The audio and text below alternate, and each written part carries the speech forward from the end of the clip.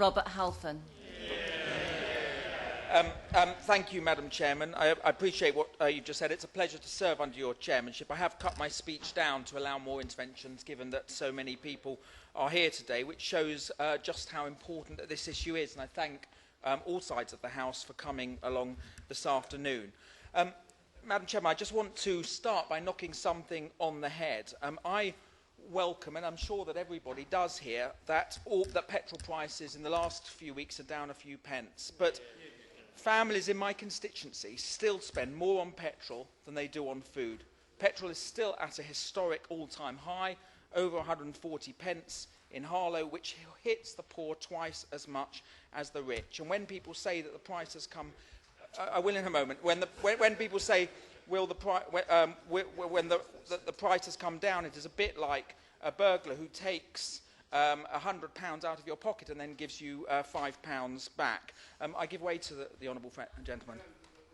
Agree with me that when a few pence comes off a litre and the foot comes off the neck of the economy and hard-working families, this is the wrong time for the government to put that foot back again and to squeeze tightly and to squeeze the lifeblood out of the economy. Well, I'm very grateful to my honourable friend who supported me in the debate last year, where we managed to get the government to postpone the tax rise, the January tax rise, and I think he'll see in my remarks that I'm not disagreeing with what he is saying. Now, Sir Terry Leahy of Tesco's said that filling up the family car has gone up by 70% in 2 years, causing what was a steady recovery to go sideways. Now, I and others, and most fair-minded people, will recognise that the government have made significant progress, abolishing the last government's fuel duty escalator, scrapping the planned hikes in 2011, plus a 1 pence cut in duty last year, and a partial fuel stabiliser, as well as has just been mentioned, a freeze in the fuel duty in January this year. Now, I have a firm belief that the Chancellor does show an understanding of this, and the government must get credit where it deserves it, but we face considerable problems. And that first is the planned tax rise in August, which I'm asking the government to reconsider. Second, we need a serious inquiry into the lack of competitiveness in the oil market and possibly even a windfall tax on oil firms to cut prices. And third, there is a problem of banks speculating on the price of oil. And, I'll give my to my friend from Devon. Could I suggest that he adds a fourth of his suggestions, which is that we look at a proper price stabilisation mechanism rather than a fuel duty stabilisation mechanism, because at the moment the tax can go up, but it never comes down. Yeah, as so often, my honourable friend has hit the nail on the head. And what we need a fair fuel stabiliser which actually looks at prices at the pump. So when the international oil price goes up, the tax at the pump goes down, and that really would be a fair fuel stabiliser. Please. I'm most grateful. I support his campaign, and I represent the least densely populated constituency in England. And in Northumberland, fuel is a key issue, as I'm sure it is to everybody else. I suggest that there must be an Office of Fair Trading examination, much as we have done in remote communities so successfully in relation to other forms of heating and other oil. I thank my honourable friend for his remarks, and this is going to be an important part of the argument I'm going to make today. Now, first, the August rise. The AA say that a 3 pence rise in petrol prices will switch £1.8 million a day out of the economy into petrol costs, draining money away from high streets. I will in a moment. At the same time, a report by the respected Centre for Economic Business Research shows that cutting duty by 2.5 pence would create 175,000 new jobs.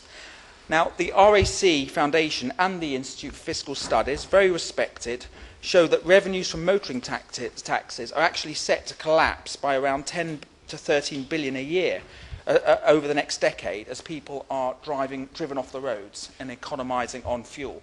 And that's why I'm urging the government to think again. I'll give way to the honourable gentleman. Jim Sheraton. Congratulate him on the very good campaign that he personally has carried out on this issue. We're all very, very appreciative of that.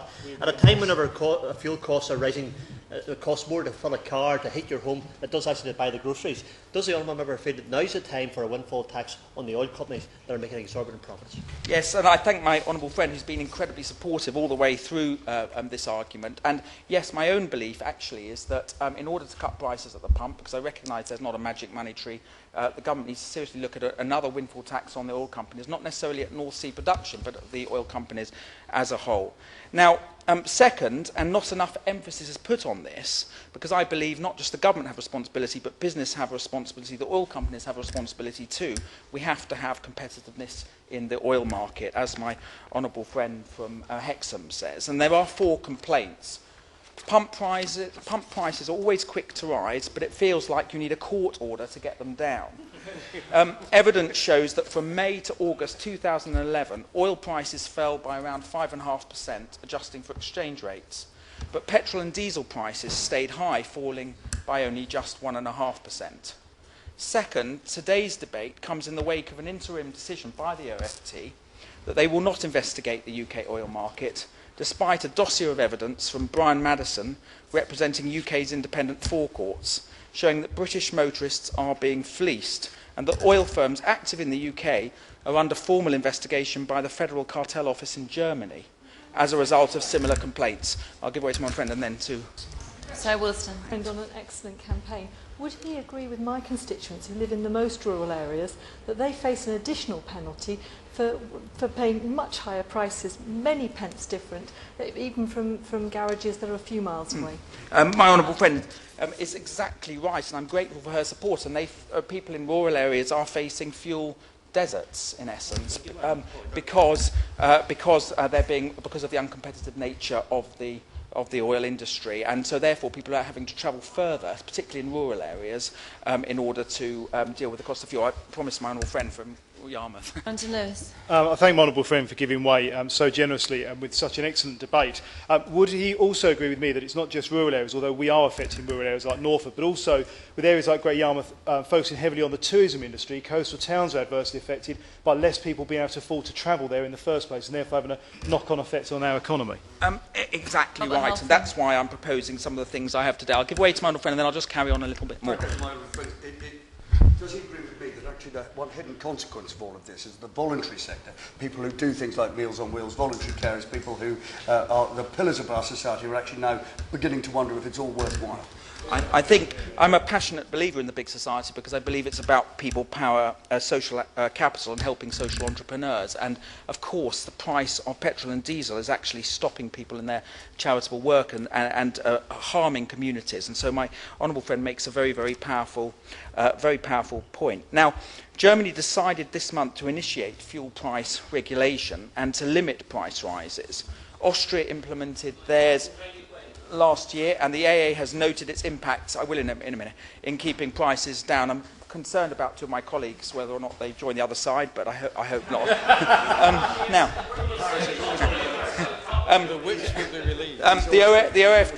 The OFT has not investigated the UK oil market since 1998, despite the fact that British petrol and diesel prices are amongst the highest in Europe. So we do need a proper investigation. I'll give way to my honourable friend. Neil Parish. Thank my honourable friend very much, and he's making a very great case for petrol prices and diesel prices to reduce them. Oil companies, I believe, take far too much. When oil prices go up, they immediately put up their prices. Crude oil, when they come down, they take forever to bring them down. I think we need a thorough investigation into the oil companies. Well, my honourable friend is exactly right, and that's why I'm arguing that the government should force the OFT to launch an investigation into the uncompetitive nature of the oil companies. Now, the third issue... I will in 2 seconds. The third issue is the problem of local variation in petrol prices, and especially in rural areas, and also in towns like mine, in Harlow, where fuel is always 4 to 5p more expensive than literally a couple of miles down the road. I've complained to the OFT on this, and their letter was a classic Sir Humphrey, saying, giving a lot of sympathy, but actually giving a whole load of reasons why nothing could be done. I give way to my honourable friend. I thank my honourable friend for giving way and pay tribute to him for the work that he has put in relation to this campaign. In relation to what he says about the issues regarding local areas and the differentials in price, does he not agree with me that in any OFT investigation, the issue of the lack of filling stations now and the huge reduction of filling stations that have been over the last 15 or 20 years also needs to be investigated, because there's a distinct lack of price competition. in our local areas. Well, my honourable friend has read my mind, because I was literally read my speech about to come on to the fuel deserts issue. Britain has gone from 20,000 forecourts in 1990 to just 8,500 today, and that's a drop of nearly 60%, leaving huge areas of the UK as fuel deserts, where motorists have to drive to fill up. And there are examples of such in Cornwall, where a hypermarket sold fuel below cost price until all other petrol stations went bust, and then the price rose considerably. I must be fair and give way to the member opposite. Wayne Clive from the Labour benches offer support for his Kiss campaign as well. I went, Mrs Doris, on a petrol comparison price site earlier, and would it surprise the honourable gentleman to know that bad though the situation is in Harlow, it's even worse in Oxford, and can he enjoy the support of my constituents in winning this campaign? Thank you very much. The next time I get my many emails from Harlow residents, I'll also pass them on to you to help me respond. But I'm grateful for your support, and it shows the Minister that this is an all-party campaign, because this is an issue that is affecting everybody. I'm going to give way to my honourable friends. Martin Becker. I've given way to already. I'm sorry. Yeah. I thank my honourable friend for giving way, and as always he's making a powerful case on this matter. The point about price differential from area to area is particularly important in my constituency, where Immingham is a major centre of the haulage industry, and of course increased haulage prices of course trickle down into the economy generally. Would you agree with me that it's particularly important that any investigation takes particular note of the impact on the haulage businesses? Robert Halfon.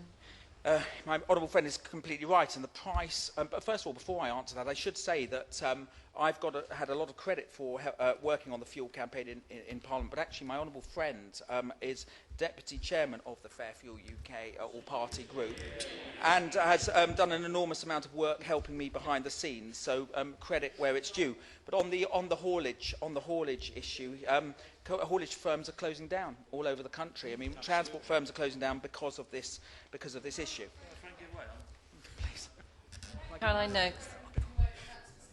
Of course, in Southampton, we have very close proximity to the Portsmouth ferry port, and one of the big challenges that hauliers in the southeast face is the easy access to the continent and to European lorry drivers coming over with their much cheaper tanks of fuel.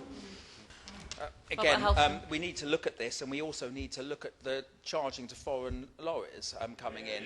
Now, the government have made some progress on this, and I recognise this, but I think they need to be charged a lot more, because it's an unlevel playing field, and why should our people suffer and foreign lorries be able to have an unfair competitive advantage? Can I give way to someone who hasn't... sorry, he was... Andrew Bingham. I thank my honourable friend. He's just opened with 3 or 4 words, and we're all taking his speech over, but I thank you for giving way so generously. 2 points I would make. You talked about rural areas. Would you agree with me that not only is fuel dear in rural areas, but because of the rurality, the necessity for somebody to have a car is far greater, therefore the impact is felt greater. And also in High Peak we produce the finest limestone in the world, which more often than not is transported by road, more costs. My argument, my honourable friend is completely right. My argument has always been, it's not can you afford to have a car, but we have a great car economy. It's not can you afford not to have a car, it's can you afford not to have a car. Now, I just want to talk briefly about the banks, and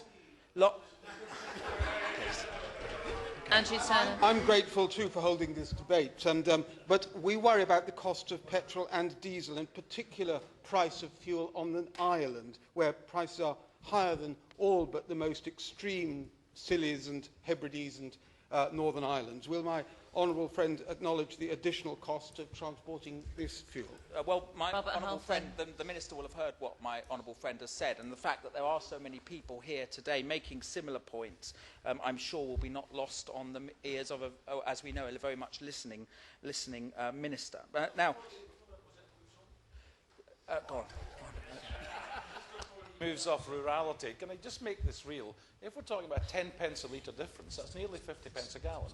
It's £5 a tank. If you're commuting and filling your tank up twice a week, it's hundreds of pounds a year.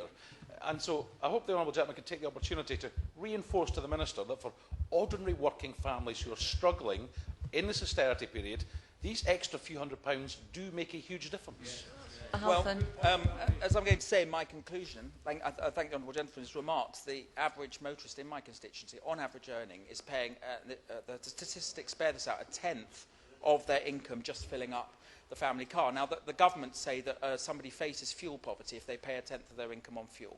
People are forced to use their cars and they're paying, in my constituency, I'm sure elsewhere, a tenth of their income to fill up the family car. I just want to make a brief point about banks, and I'm nearly done.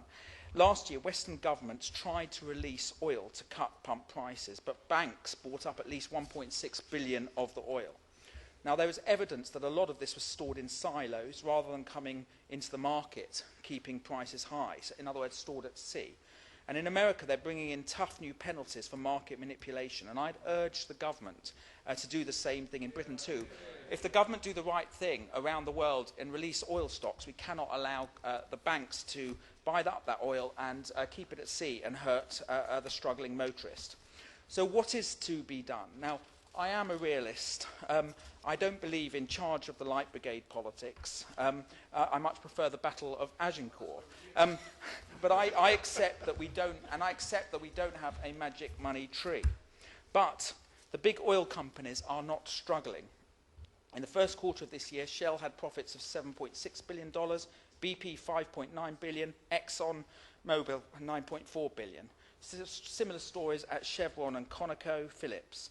At the end of 2011, these firms had $58 billion in cash reserves. Now, clearly, in my view, in order to find the money to stop the August rise and help hard-pressed motorists, the government could look at a windfall tax to fund cheaper petrol at the pumps. Now, there was a windfall tax before, but it was particularly on the North Sea oil. I'm asking to look at a windfall tax in general on the oil companies in general. Now, we must remember that motorists are not a lobby group. They are mums driving to school, children on the bus, pensioners hit by inflation. Because when the cost of road haulage goes up, the price of everything goes up too. Now,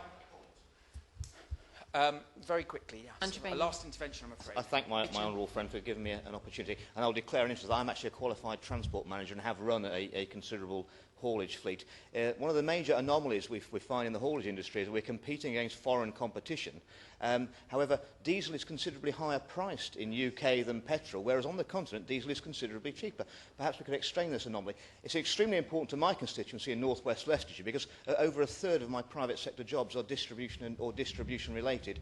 And since we have no railway stations in my constituency, a car or a vehicle is not a luxury, it's an essential. Halfon. I agree entirely with my honourable friend, and that we need to look at the price of diesel too, because it's gone up by huge amounts. And of course, with the high prices, it's much higher. And often people just quote unleaded petrol, and they often forget to quote the diesel. Now, petrol prices, as we've agreed, are crushing businesses and families and creating a poverty trap. And there is evidence from the LSE and elsewhere that they're adding to Britain's dole queues. Now, as I've said, I believe that the issue is not whether or not we can, not whether we can afford to have a car, but whether or not we can afford not to. So I'd urge the Minister to look again at the August tax rise, to launch a tough investigation into the oil market through the OFT and elsewhere, and to consider a windfall tax to cut prices at the pumps. And before I end, I should say the reason we are here today is not just MPs representing their constituencies. It's also because of the work of Fair Fuel UK, who have done so much to bring this issue to the public's attention, and especially to the Sun newspaper's Keep It Down campaign, which has done an enormous amount to highlight this issue. And but those organisations, both the Sun and Fair Fuel, have campaigned tirelessly on this. Now, we face a petrol crisis in our tax system, in our oil companies and in our banks. And everyone seems to benefit, except for the hard-pressed motorists in Harlow and millions of hard-working people across our country who have no choice to drive their car. But to drive Minister. Thank you very much, Ms Dorries, and may I congratulate sincerely the Honourable Member for Harlow for securing this debate. We all are aware of the passion with which he campaigns and and those are the members who have also spoken here this afternoon. So many members, I will struggle to name all contributions, but shall endeavour instead to make points across the breadth of the debate. I will start by saying, as the Honourable Member did, that even though pump prices on average have fallen by around 6.5p in the last month, there is little doubt that the price of petrol and diesel remains a very difficult issue and a concern to many families and businesses across the country. So, Ms Dorries, since we came to office, this government has listened to these motorists and many others that are concerned about high pump prices. Motoring is an essential part of everyday life for many households and businesses. Fuel costs affect us all in various ways, and this government does recognise that the rising price of motoring fuel is a significant part of day-to-day spending.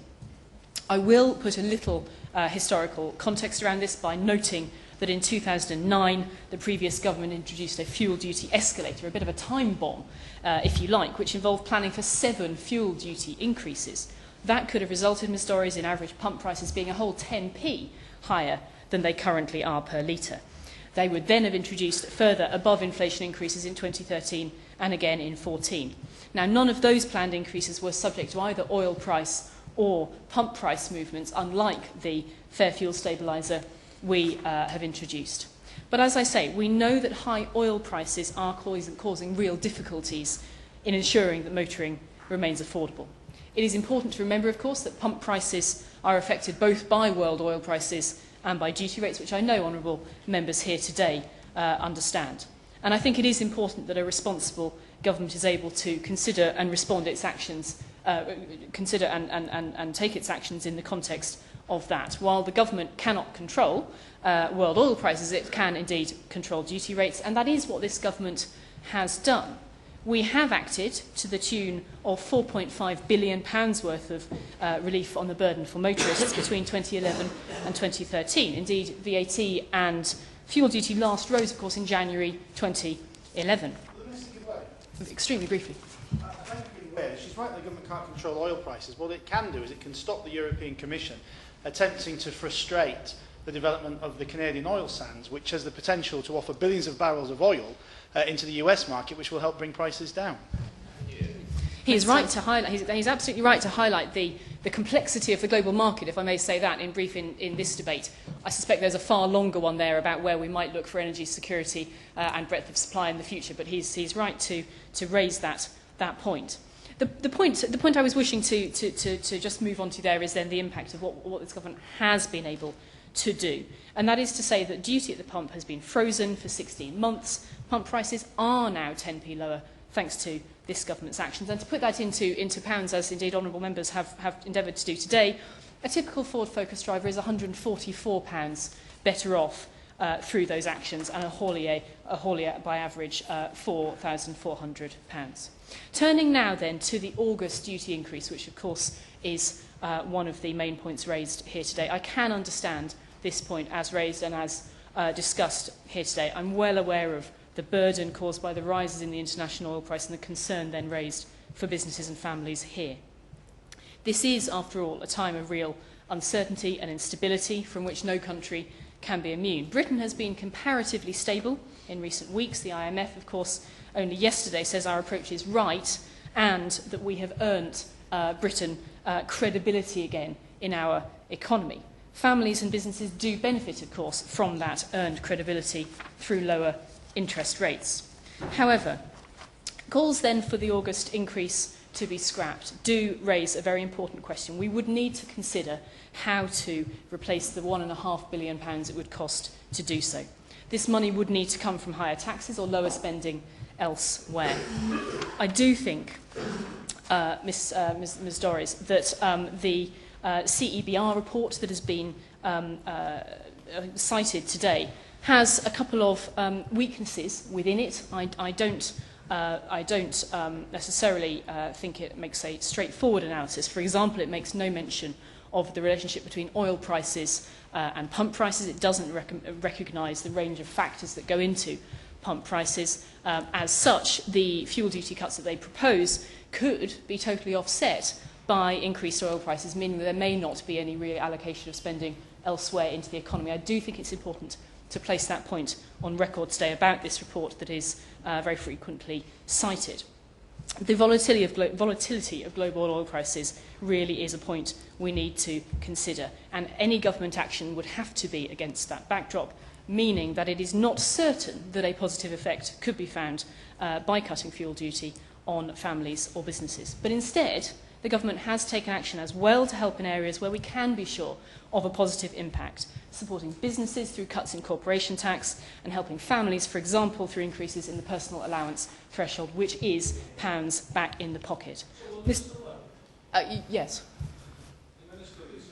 On the CEBR report, she's right to say there are multiple inputs into the pump price, but she's surely not saying that's a reason for doing nothing, is she? Minister. I think he will have heard me for the last few minutes explaining that the government has done something and that there are many other ways in which this government needs to consider what it does through the economy. Let me turn very briefly to another report that has been raised today, the RAC recent report, which I know the Honourable Member for Harlow is interested in. I'll just briefly comment on that by saying that the government, of course, announced in the budget that it will consider whether VED, vehicle excise duty, should be reformed in order to support the sustainability of public finances and reflect improvements in vehicle fuel efficiency. The government will, of course, seek the views of motoring groups before taking any decisions in that area. Ms Dorries, the Honourable Member also raised questions about the competitiveness of the oil market, and the OFT, as I think he knows, are currently undertaking some research on pump prices in the Scottish Islands, which no doubt the Honourable Gentleman who just spoke is very interested in. I do think that work will help inform what further action, if any, may be appropriate elsewhere in the UK. Turning extremely briefly then to the introduction of the rural fuel rebate pilot scheme, which several honourable members have raised today, and asking if other areas, islands and mainland could be included within. I think honourable members will be aware it's a pilot scheme. Beyond its boundaries, nothing has been ruled in or out, but I absolutely hear what honourable members say today in about 30 seconds. He would be welcome to. To say the Honourable Lady and to put it on the record that the pilot scheme seems to be working well, and indeed I hope it can be rolled out further and be made a permanent scheme in the future. Minister. I note the Honourable Gentleman's views, and I'm grateful for his support. May I turn very briefly to banks speculating on the price of oil, which I think has also been raised today, and the issue of potential market manipulation impacting on the oil price. The UK, along with other EU members, is of course currently negotiating on revised market manipulation rules for commodity markets, which the UK also welcomes. Ms Dorries, in conclusion, we have recognised the impact that high pump prices are having on motorists, on families, on businesses. The previous government, I'm sad to say, had no credible plan to deal with the debts they created, nor a credible plan to support motorists. However, we have listened and responded in our time in government to date. We cut fuel duty, we scrapped their escalator, we have ensured there would only be just one inflation-only increase in fuel duty this year. We will have kept fuel duty frozen for 16 months, and we will continue to support motorists with our fair fuel stabiliser. It is this government that has a fair and credible plan to support motorists, and I shall just end on this final point.